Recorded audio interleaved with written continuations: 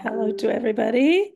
Um, Thank you for asking me to share this light because I feel like this is part of what I have to do right now.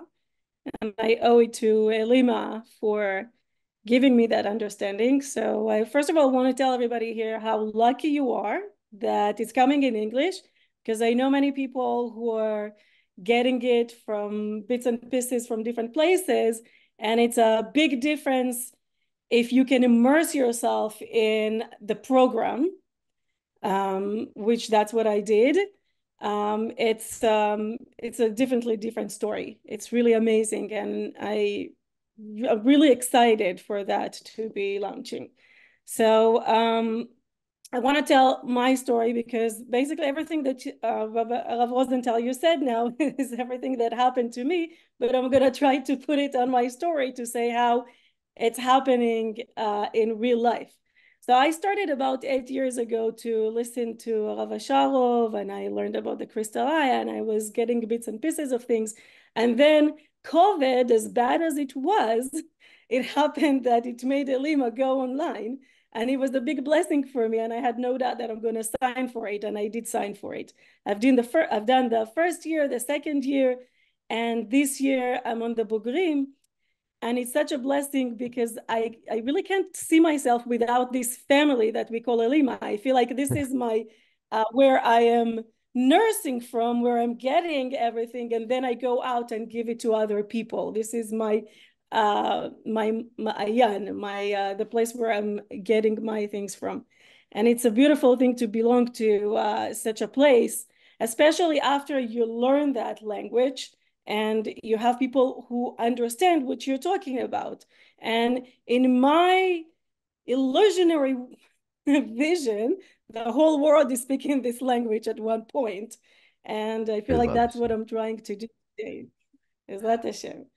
What, So how did it affect your life? What changed in your life during okay, the so I studying? want to say that the way I see it, I'm a whole lot of a different person right now, a very different person. It may not look the same for people who look at me on the outside, but people who are close to me, they can tell that I'm a different person.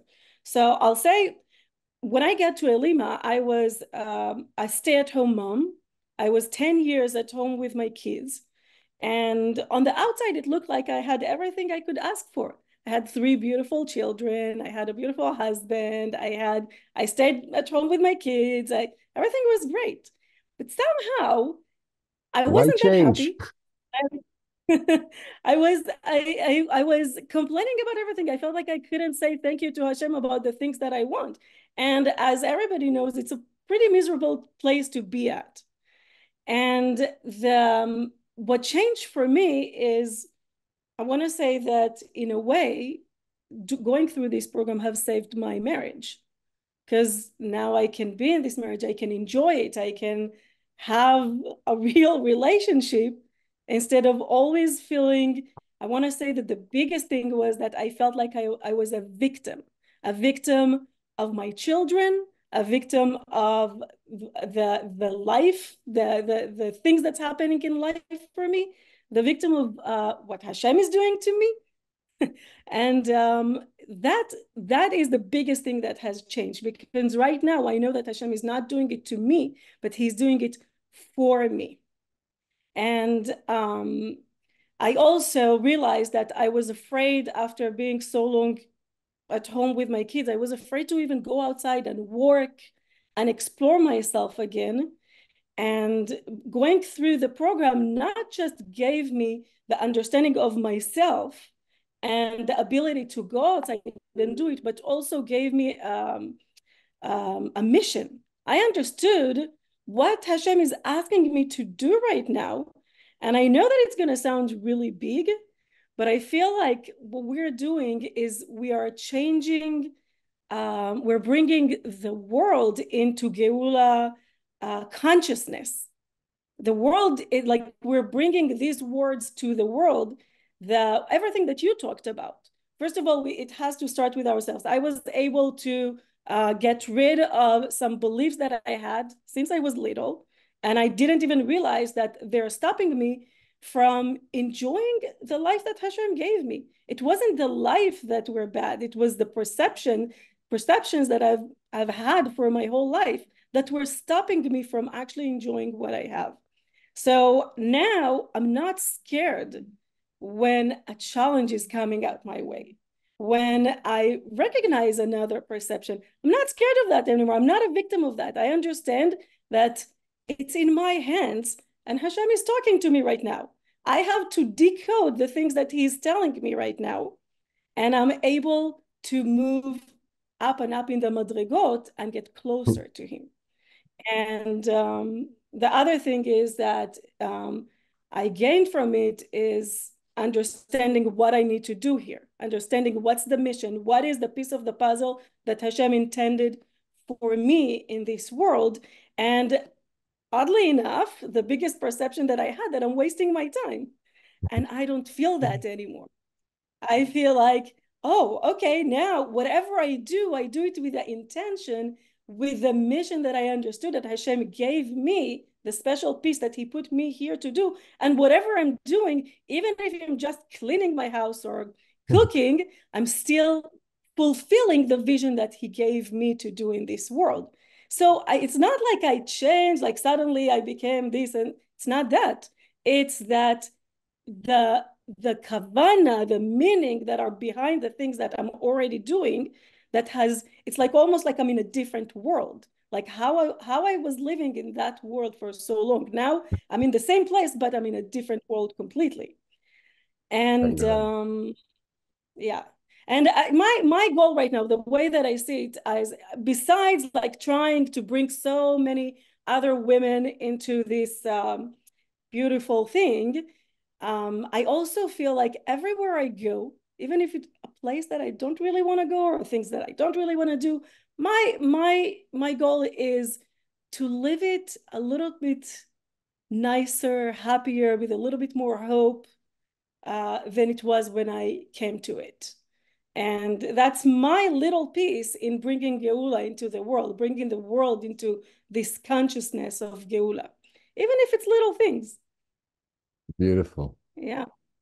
Tell me, is there anything that you feel that helped you from what you learned during this tremendous time we went through after Simchat Torah? I Oh, mean, that's a it big was difficult for story. all of us to encompass what happened, but how did you Uh, how did it affect you? well, when that happened, I was in Yerushalayim. And even though I didn't say, but I live in Houston, Texas. But when Simchat Torah happened, I was in Yerushalayim. Oddly enough, I was supposed to be in Netivot that Shabbat, Wow. that on Simchat Torah. So I was supposed to be in the eye of the storm. But somehow, something in me, I have decided to take my parents and to take my siblings and say, let's all go to Yerushalayim. We're going to be with the Yanuka for the Chag. And, it's saved us in a way from experiencing it much bigger. So I was there for 3 days before we came back to Houston. Since that happened, we came back 3 days. And for 3 days, I was in deep fear. I was in a fear after Everybody. and I yeah. I mean, I think it's the unknown that and the surprise of it because these holidays were so perfect.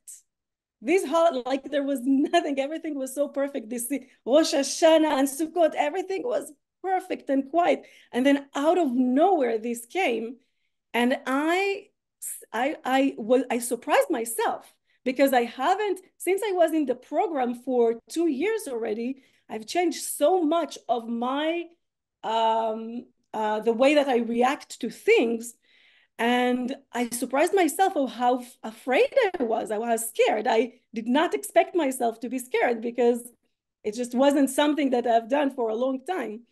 And if I want to say that if it wasn't for Elima, I would have stayed in that state of fear for much, much longer.